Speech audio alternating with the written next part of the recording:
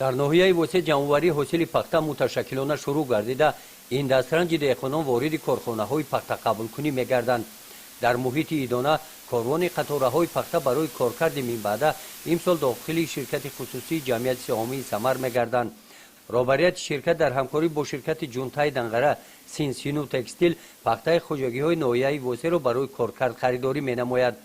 роҳбарияти ширкати хусусии ҷамъияти саҳомии самар барои қабул ва нигоҳдории пахта дар корхона шароитҳои мусоид фароҳам овардааст. дар ин давра 20 нафар сокинони ноҳия ба кори мавсимӣ ва маоши хуб таъмин карда шуданд. дар нуқтаҳои қабули пахта бо истифода аз воситаҳои техникӣ бо сарфаи вақт кор тез ва босифат анҷом дода мешаванд. аз рӯи таҳлили мутахассисон соҳаи кишоварзии ноҳияи восеъ дар майдони пахтазорҳои ноҳия назар ба соли гузашта ҳосили пахта имсол як маротиба зиёд мебошад. кишоварзони ноҳияи восеъ дар ин мавсим аз майдони 7535 гектар пахта ҷамъоварӣ намуда бо боварӣ гуфтанд ки нақшаи дурномаро саривақт таъмин менамоянд. гузориши хоҷа назриев, худоиназар зуҳуров аз ноҳияи восеъ барои барномаи иттилоотии Навид.